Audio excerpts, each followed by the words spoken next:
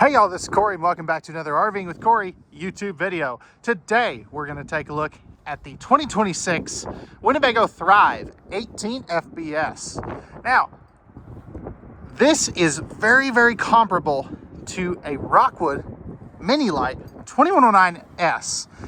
But if you're not super keen on that Rockwood floor plan, you want something with a king bed in a small camper, this is definitely one I would pay attention to. Now, without further ado, let's get on the inside. But real quick, before we do, all the specs will be down below in the video description as well as on here on screen. I'll also throw in a link for the current pricing so you can check that at any time as well. Now, without further ado, let's go ahead and jump onto the inside and take a look at this neat little camper. All right, y'all, what do you think of this little camper right here as we pan around? So again, this is very comparable to a Rockwood Mini Light 2109S. There it is. Okay, there it is. Couldn't find the light switch. But anyway, so 2109S, very similar. Now, where do I want to start on this? I think let's start in the main slide out here. So you do have a jackknife sofa. Now I know somebody's going to ask, can I put a theater seat in there? And the answer, unfortunately, is no, because this is an above floor slide out. So you really can't add a theater seat to this, unfortunately. Now, that being said, you still have a very comfortable sofa with the little end tables that go on there as well, so giving you a spot to eat. Above that, you are going to have some really good storage space. So definitely some good storage there. And you also have a very nicely sized window there. USB ports kind of sneaking into the frame right back here. And all of these windows are going to have the roll down blackout shades. Now, taking a seat at the couch here, you are kind of looking off at a 30 or 45 degree angle at the TV. Now that will turn and pull out closer so that you do have a better view. But as I kind of pan this camera around, look at all the window coverage. You've got that big front windshield, the one here. This is at a perfect height for somebody sitting on the sofa. And you have a viewing window in the entry door too. So absolutely love that. Again, nice big smart TV here. Where I want to go next, though, we'll come back to the kitchen. This has an Olympic queen bed, which, if you're familiar with this floor plan from other manufacturers, normally you don't get that. So this is kind of in between a king and a queen. Absolutely super cool, something you just don't see. Good storage underneath there. Coming around over here, you are going to have a drawer on both sides. All those are soft close.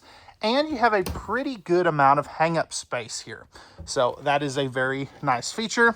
And really good amount of storage space here. This one is even kind of hard to get to for me, and I've got really long arms. You also have electrical outlets and USB ports. Let's see if I can get you a better shot at that right there. So perfect spot for those CPAP machines if you do use one. And you've got the same thing over here. Now, something else that's kind of cool in a small camper. You have a ducted air conditioner with dual AC runs. That is incredibly uncommon. That is going to be, I believe, a 15K AC. Now, as we step back and take a look at our kitchen, you've got some pretty decent countertop space there. One thing that is cool though, and they're one of the only brands to do this, this is a one-piece fiberglass molded sink and countertop. I think that's really neat. I definitely like it.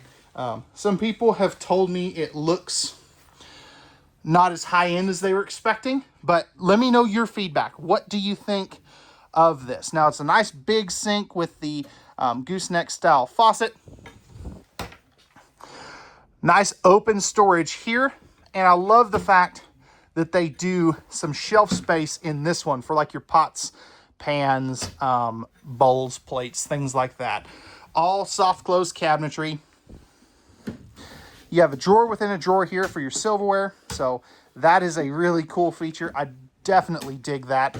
And something you don't get in a lot of these smaller campers is dual trash cans, or even a spot for said trash can.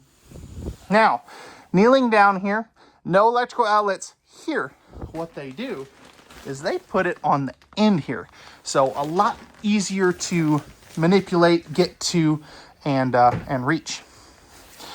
Right here, nice big spot for some of those pots and pans, as well as like your cleaning chemicals for, you know, dish soap and stuff. 3-burner cooktop with the glass cover. It'll flip up and back to reveal your burners. Oven down below in case you want to do some baking. And your breakers and fuses are right underneath that. Easy to get to. Right here, you're going to have your hood range vent and a simple little microwave right there rounds out the kitchen proper. Electrical outlet right here, as well as your thermostat for your AC and your heat. No heat ducts in the floor either. That is something I really, really like, because you've got the one coming out there. Right here's going to be your main control panel with your water pump, lighting controls, slide out and awning controls, and your JBL stereo system. Now, back here in the back, we have a coat closet, or you can use this as pantry. This shelf here is completely removable. Personally, I'd use it as pantry. And then you have another pantry with 2 pull-out soft close drawers. Rounding out the full kitchen, you have a 10.7 cubic foot, 12 volt DC compressor driven refrigerator. This will work with the 200 watts of solar panels that you do have on this camper, standard from the factory.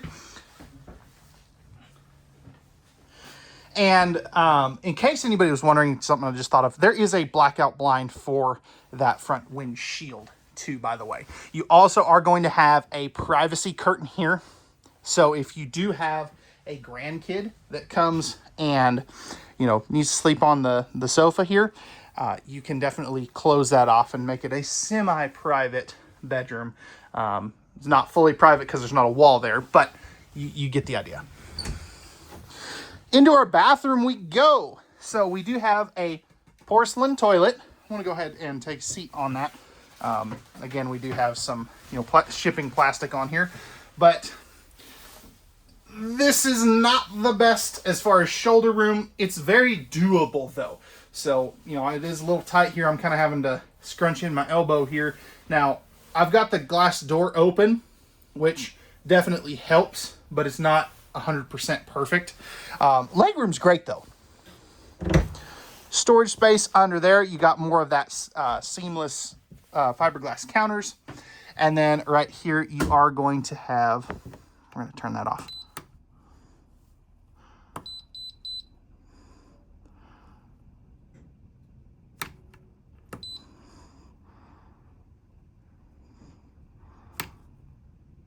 Okay, there we go. We got it turned off. Then right here, that of course is your tankless water heater switch. You also have a medicine cabinet there and a towel bar. Now you've also got a light switch here and a 110 volt outlet, although very, very little countertop space. Linen cabinet right here. This is a nice addition simply because you do have, typically in these small ones, you don't get very good linen space. Now you do have a 4-inch fart fan here, and stepping into the shower, flipping this around, I'm 6'1" for height reference. This is a very good placement on the skylight. I've probably got 3 or 4 inches above my head. So if you're taller than me, this will definitely work. Now, just kind of spinning around here. I've got plenty of elbow room, which that's kind of hard to do while holding the camera, but I've got plenty of elbow room, you know, plenty of room to twist around. And yeah, this is definitely a one of the better, smaller camper bathrooms I have ever been in. So good job, Winnebago. You guys did a pretty good job on that. Now, that's going to wrap it up for the inside of this Winnebago Thrive 18 FBS. Let me know your thoughts. What'd you like? What you didn't like? And what would you change? We'll see you guys back here in just a second on the outside. All right, y'all, we're back on the outside of the Thrive 18 FBS. Starting up front here, we have our fiberglass front end here with the built-in windshield. Now that also has a anti-chip and scratch coating on that too. That's why you'll see this of do not power wash window. So that could actually blow that off if you do that. So just keep that in mind. Norco frame. So this is a huck bolted and 100% e-coated frame. They do that before they even put anything together, so you don't have to worry about rust as much. Now, can these still rust? Yes, but they're doing everything they possibly can to prevent that. Now, power tongue jack, two 20-pound propane tanks. You also have your battery and your battery disconnect switch right there. 200 watts solar panels up on the roof, and you can see that you do have a very good sized pass-through storage. Now, you can see your solar charge controller right there, and power stabilizer jacks, which is a very uncommon feature. Your switches for those are going to be right there for the front jacks. So each individual jack has its own switch. Nice big awning with outside speakers and LED lights in that. You're also going to have cable and power for an outside TV, freshwater inlet here, and this is a tandem axle with the upgraded suspension equalizer. So definitely like that. Now, power stabilized jack controls here. You also have your large entry assist handle, double step, solid step. Don't see those too often. And coming back around here, you're also going to have your 30 amp service, your cable and satellite hookup, outside shower, city water connection, and of course a backup camera prep location. Fully walkable roof with the roof access ladder. And then on this side is where you will find your black tank flush. That is a very good spot for that, being that it's right above where you dump your tanks. This does have a fully enclosed and forced air heated underbelly, which is really cool. And the gate valves, as you can see here, are actually, well, they're a little bit higher off the ground is where I was going with that, I guess. Power stabilizer jacks again. No Schwintek slides. They're using the Power Gear Slim Rack slides by Lippert. So the upgraded slide out that is a little bit more forgiving. Now, what's also cool about Winnebago is they are all CNC cut. And what I mean by that is the windows are all perfectly cut out with a CNC machine. So that is just going to make sure that everything fits together the way that it is supposed to. Of course, you got your tankless on-demand water heater right there, and your other side of your pass-through storage. Now let me know, guys, what did they get right? What did they get wrong? And what would you change? Pricing and specs will be down in the video description, and we'll see you guys on the next one. Peace.